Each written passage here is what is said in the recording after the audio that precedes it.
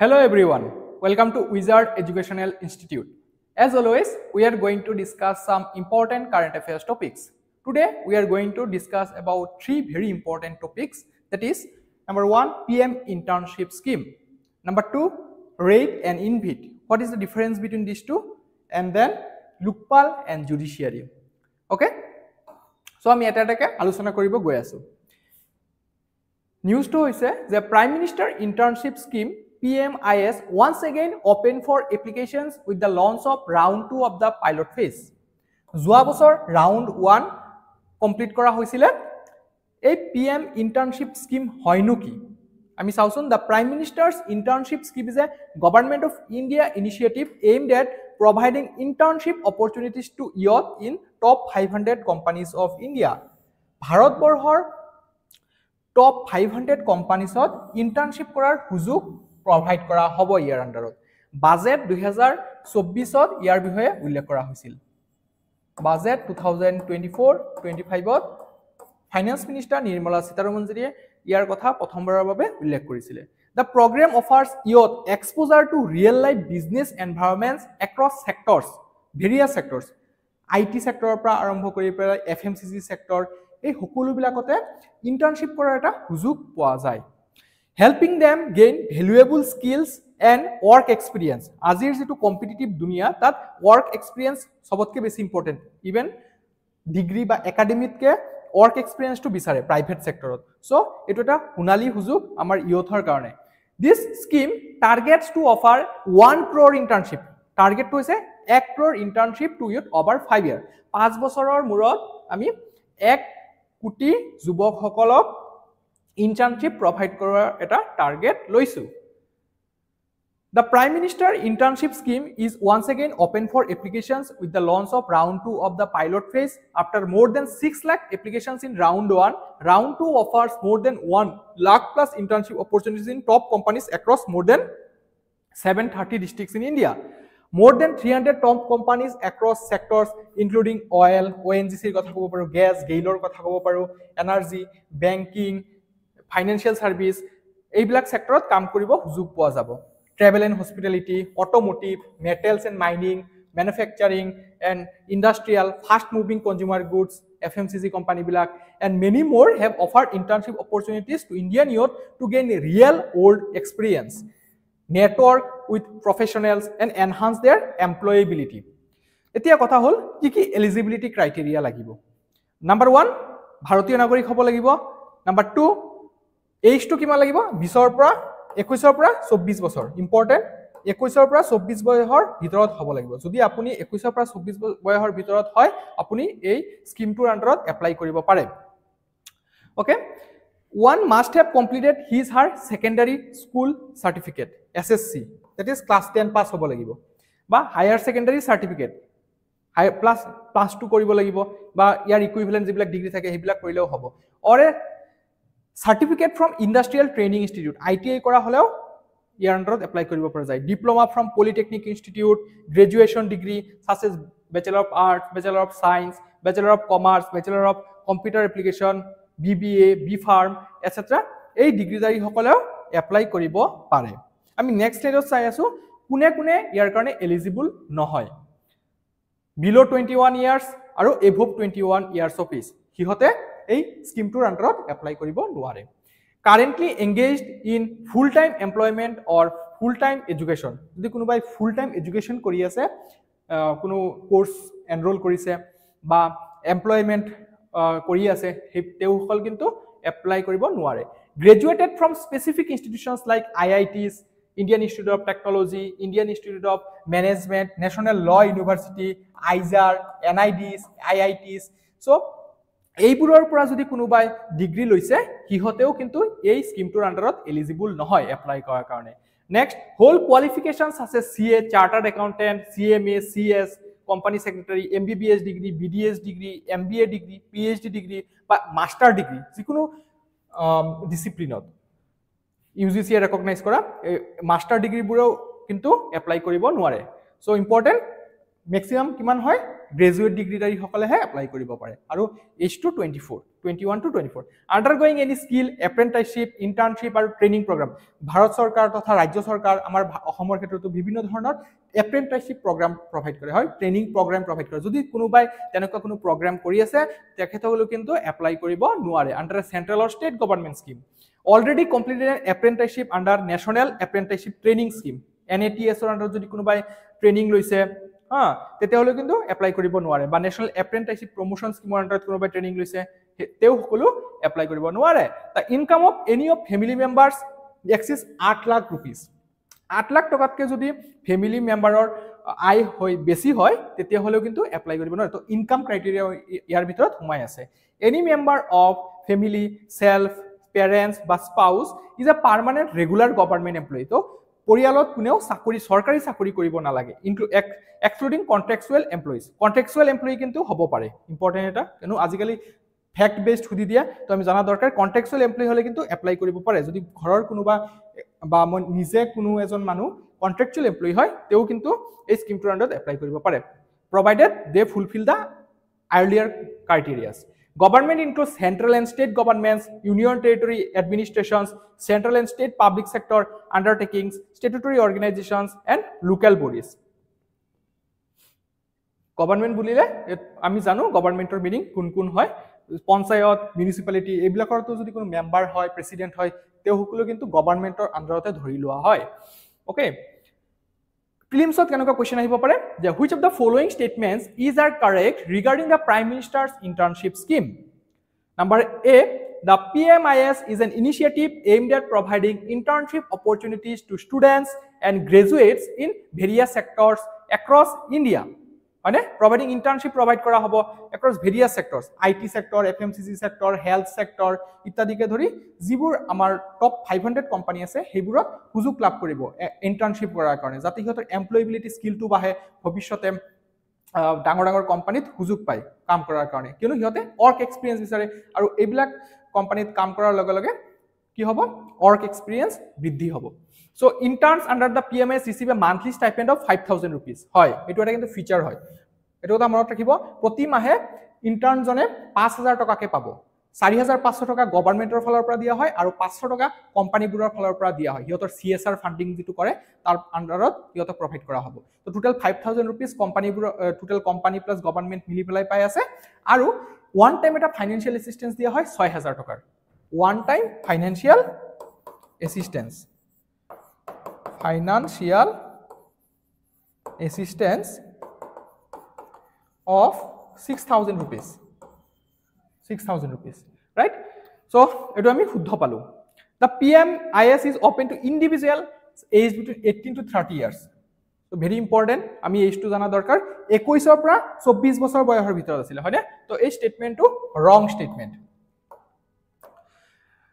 So, wrong we go D number statement to sao the scheme was launched with the goal of providing 1 crore internships over a period of 5 years. So, it was a target asile je 5 bochorot 1 crore jubokok internship provide korwa hobo. So, ami kunkere suddo palu A, B aru D.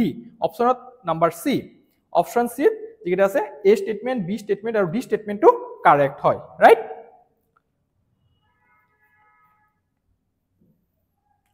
Mention Section কেনেকুৱা question আহিব পাৰে এই টপিকটোৰ পৰা যে the prime minister's internship scheme aims to bridge the gap between academic learning and practical work experience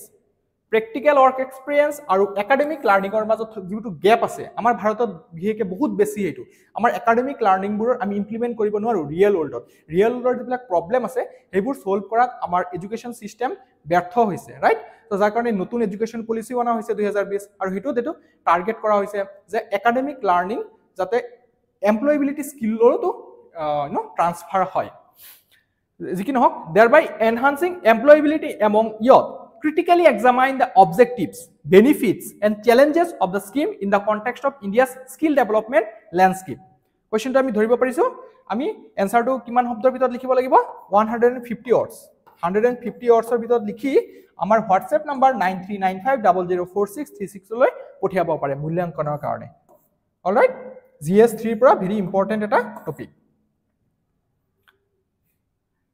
next টপিকটো হৈছে rates, InvITs, SEBI proposes fast track follow on offers. এইবোৰ কি হয়? Rates, InvITs, আমি নেক্সট স্লাইডত ইয়াৰ বিষয়ে বিতংভাৱে আলোচনা কৰি আছো। Real estate investment trust or REITs are investment trusts like mutual funds. Mutual funds যেনেকৈ আমি টকা ইনভেস্ট কৰিব পাৰো ষ্টক মাৰ্কেটৰ দৰে, এটো অলপ লেছ ৰিস্কিয়াৰ হয়, তেনেকৈ হয় এটো এটা ইনভেষ্টমেন্ট কৰাৰ vehicle that own and operate real estate properties. Real estate বুলি আমি কি বুজি পাও? যিবিলাক ডাঙৰ ডাঙৰ বিল্ডিং প্ৰপাৰ্টিজ আছে সেইবোৰ properties generating regular income and capital appreciation on their investment, যোনে ইয়াত টকা লগাই সিহঁতে ৰিটাৰ্ণ এটা পাই থাকে। So they pull funds from investors, offering them a liquid way of entering the real estate market while helping them diversify their portfolio. So আজিকালিৰ যেটো মানে মাৰ্কেট হৈ আছে ক্যাপিটাল মাৰ্কেট আমি দেখা পাইছো বহুতখিনি ব্লাড বাথ হৈ আছে তাত। আমাৰ সেন্সেক্স নিফটি বহুতখিনি ডাউন হৈ আছে বিভিন্ন ধৰণৰ কাৰণত। গ্লোবাল আনসাৰ্টেইনিটি এক নম্বৰ, দুই নম্বৰ যেটো ট্ৰাম্পে টাৰিফ ইম্পোজ কৰিছে, তাৰপিছত ইকোনমিক স্লো ডাউন হৈ আছে। সো সেইবোৰ কাৰণত আমাৰ ষ্টক মাৰ্কেট ডাউন হৈ আছে। সো সেই ক্ষেত্ৰত ডাইভাৰ্সিফাই কৰাটো বহুতে দৰকাৰ। সো ডাইভাৰ্সিফিকেশনৰ এটা ৰাস্তা কি হৈছে এই ৰেট আৰু ইনভিট হ'ল। Okay, their portfolio and earn regular income plus long term capital appreciation. Infrastructure investment trust কি হয় are also like mutual funds that pull money from investors that own and operate operational infrastructure assets. শব্দ দুটাৰ পৰা আমি বুজিব পাৰো এটো real এষ্টেটৰ লগত জড়িত আৰু এটো ইনফ্ৰাষ্ট্ৰাকচাৰ আন্তঃগাঁথনিবোৰৰ লগত জড়িত। Infrastructure assets like highways, roads, pipelines, airports, warehouses, power plants, so এইবোৰত সিহঁতে ইনভেস্ট কৰে আৰু তাৰ পৰা যি ইনকাম জেনাৰেট হয় হেতু শেয়াৰ হোল্ডাৰ সকলৰ লগত শেয়াৰ কৰি দিয়া হয়, ডিস্ট্ৰিবিউট কৰি দিয়া হয়। They offer regular income via dividends and long-term capital appreciation.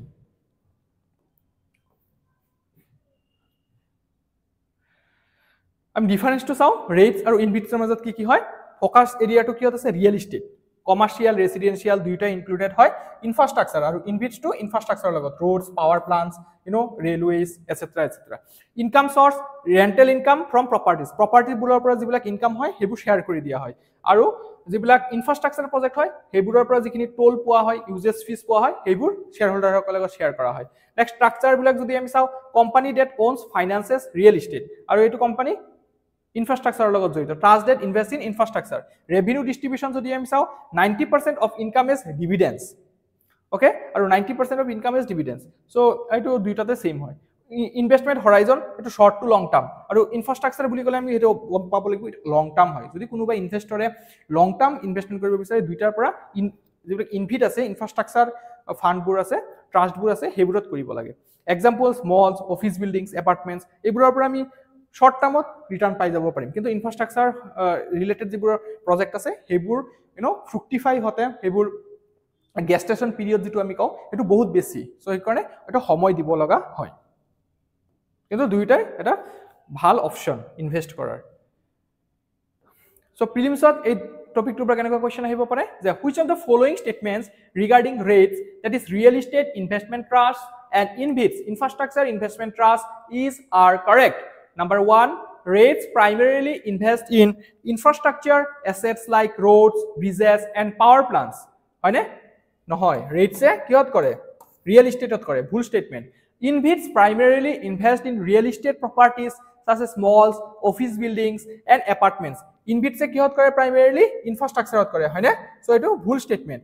Both REITs and InvITs are required to distribute at least 90% of their income as dividends to investors. হয়, দুইটাই 90% of their income কি কৰে dividend হিচাপে share কৰা হয় investor সকলৰ লগত। Then number 4 statement, REITs offer exposure to income generating infrastructure projects. Infrastructure projectত কৰে নে নকৰে? Offer exposure to income generating infrastructure projects while InvITs focus on income from property rentals. নহয়, এটো উল্টা কৰি দিছে, right? So আমাৰ কারেক্ট আনসারটো কি পাম আমি? Only 3. This is the correct statement. Only 3. Option E, only 3. Both REITs and InvITs are required to distribute at least 90% of their income as dividends to investors. আমি ৰেটৰ বিষয়ে জানো, ৰিয়েল এষ্টেটত ইনভেস্ট কৰা হয়, ইনভিটে কিহত কৰে ইনফ্ৰাষ্ট্ৰাকচাৰত কৰে, and both REIT and InvITs are required to distribute at least 90% of their income. এটো শুদ্ধ স্টেটমেন্ট। মেইনছত কেনেকুৱা কুৱেশ্যন আহিব পাৰে টপিকটোৰ পৰা যে rates and InvITs are gaining popularity in India and alternative investment vehicles providing access to large scale income generating assets for retail investors. Discuss the advantages and challenges associated with rates and InvITs in the Indian context. GS3 ইকনমিক্সৰ পৰা very important topic এটা হয় আপোনালোকে এনসাৰটো লিখিবলৈ যত্ন কৰিব আৰু লিখি আমাৰ হোৱাটছএপ নম্বৰলৈ পঠিয়াব পাৰে মূল্যাংকনৰ কাৰণে ৱৰ্ড লিমিটটো 250 ৰ ভিতৰত লিখিব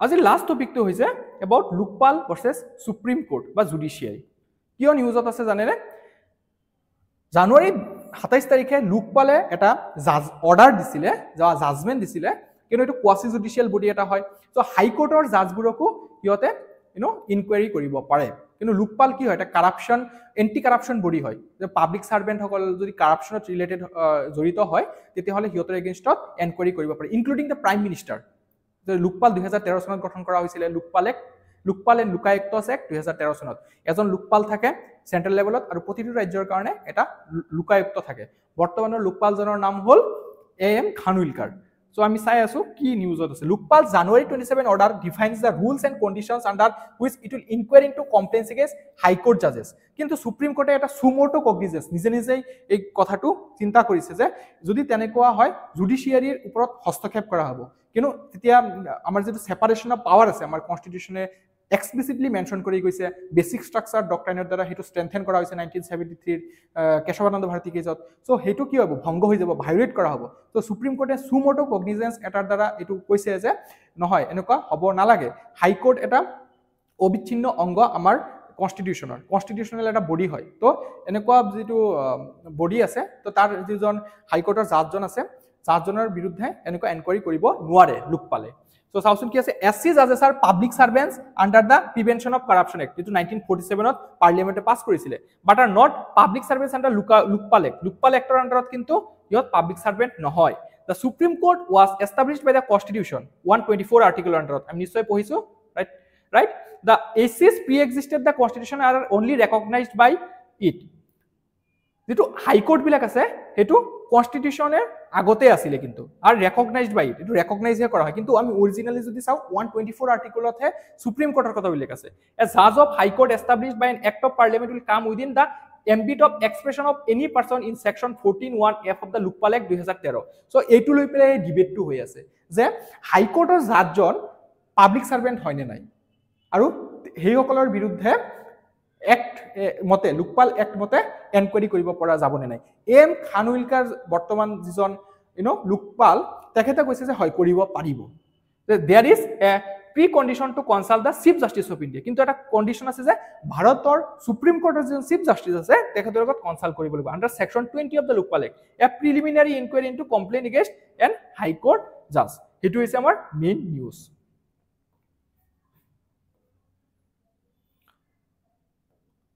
হেতু মই ইয়াত উল্লেখ কৰিছো যে recent development has highlighted the tension between Lokpal and judiciary on January 27 2025 the Lokpal issued an order asserting its authority to investigate complaints against sitting high court judges this decision was based on the interpretation that high court judges are public servants under the Lokpal and Lokayukta Act 2013 the Lokpal's order was seen as a significant expansion of his jurisdiction potentially infringing upon the judiciary's independence যে ভাৰতৰ জুডিচিয়াৰীৰ স্বতন্ত্ৰতাৰ ওপৰত হস্তক্ষেপ কৰা হ'ব বুলি ধৰি লোৱা হৈছিল আৰু এইমতে সুপ্ৰিম কোৰ্টে ইয়াৰ এগেইনষ্টত ৰুলিং দিছে in response the supreme court of India intervene on February 2025 the court state the Lokpal's order describing it as very disturbing the court emphasized that the matter concerns the independence of the judiciary a fundamental principle of Indian constitution the independence of judiciary আমাৰ ভাৰতৰ এটা অবিচ্ছিন্ন অংগ আমাৰ সংবিধানৰ এটা অবিচ্ছিন্ন অংগ basic structure doctrine the Supreme Court's intervention underscores a delicate balance between the executive's efforts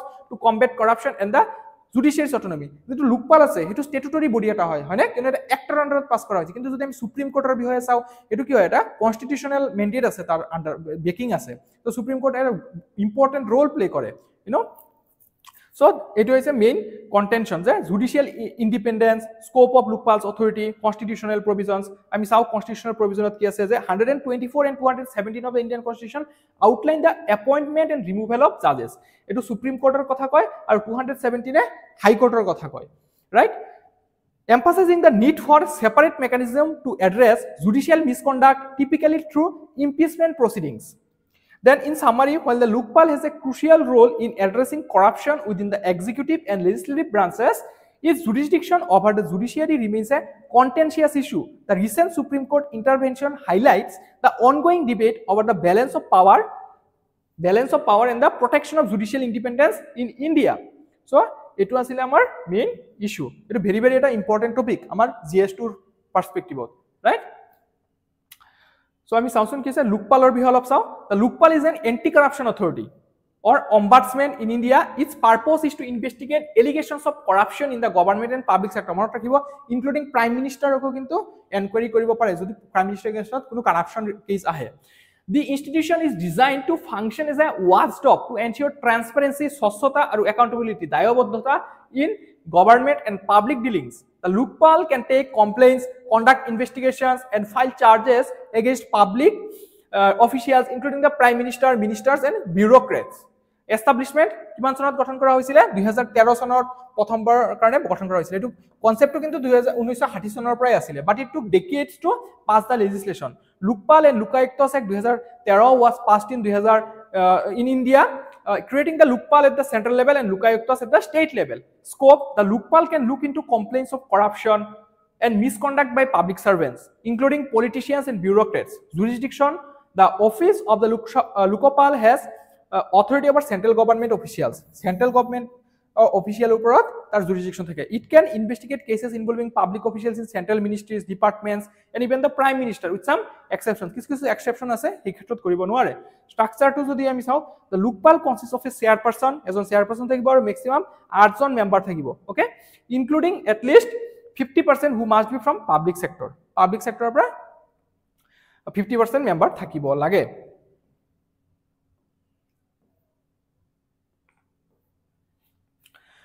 So, prelims opor eta question ami kenoko expect koribo paru je who is the current chairperson of the Lokpal of India.